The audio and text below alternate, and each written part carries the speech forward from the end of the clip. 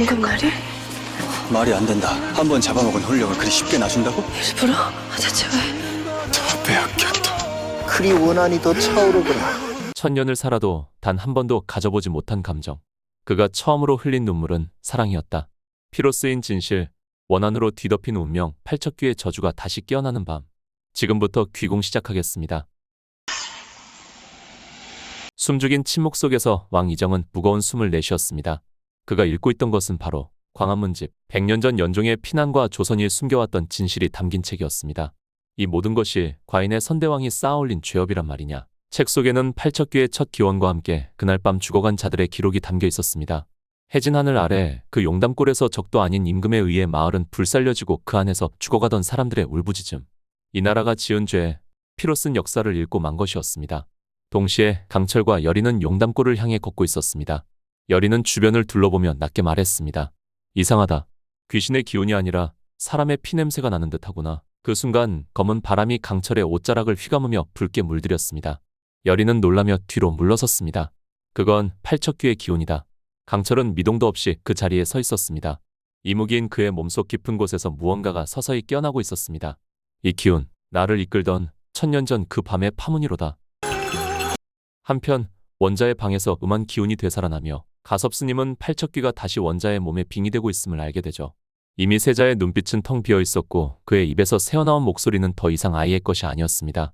나는 아직 배고프다. 팔척귀는 봉인되지 않은 채 다시 원자의 몸에 깃들어 궁으로 돌아오고 있었습니다. 그리고 그날 밤 팔척귀가 놓아준 윤갑의 혼이 다시 깨어났습니다. 죽은 자의 혼을 다시 꺼내는 일은 드문 일이었습니다. 멀리서 지켜볼 수밖에 없는 여리를 보며 울부짖어 보지만 닿지 않는 메아리. 자신의 육신을 차지하고 있는 강철이란 놈에 대한 분노. 강철에게 다 빼앗겼다. 여리야, 나는 아직도 여리 내 곁에 있다. 팔척귀는 윤갑을 꺼내 여리 앞에 세웠습니다. 그 이유는 단 하나. 여리 곁에 있는 강철, 그들의 감정을 다시 불러일으켜 더욱 깊은 원한을 쌓기 위해서였습니다. 그래, 원한이 더 차오르거라. 그래야 내가 이룰 수 있다. 팔척귀의 목적은 단순한 파괴가 아니라 서로의 감정과 구원의 감정을 뒤틀어 더욱 깊은 저주로 만드는 일이었습니다. 여리의 눈물, 강철의 동요, 윤갑의 혼란. 그 모든 것이 팔척귀에게는 원한을 길러내는 밑거름이었습니다. 한밤중, 강철은 윤갑의 기억을 마주했습니다. 그날 내가 용담골로 가지 않았더라면 윤갑의 혼이 잠시 깨어나 여리의 얼굴을 바라보며 속삭였습니다. 강철의 눈동자에 윤갑의 기억이 겹쳐지며 그의 심장 깊은 곳에서 처음으로 인간의 눈물이 흐르기 시작했습니다.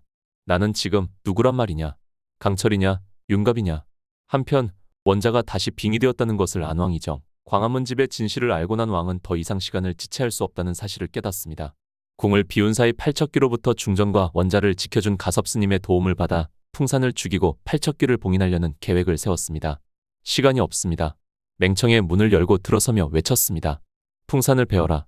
팔척귀를 봉인하라. 풍산과 강철, 왕 사이의 한치의 틈도 없는 대결이 다시 벌어졌습니다.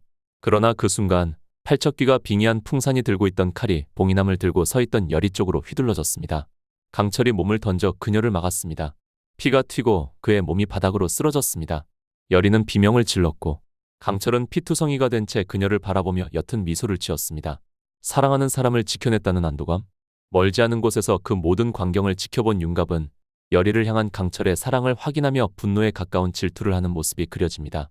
과연 팔척귀의 목적이 이루어지는 것일까요? 악귀는 단 한 번도 진심으로 울어본 적이 없었습니다.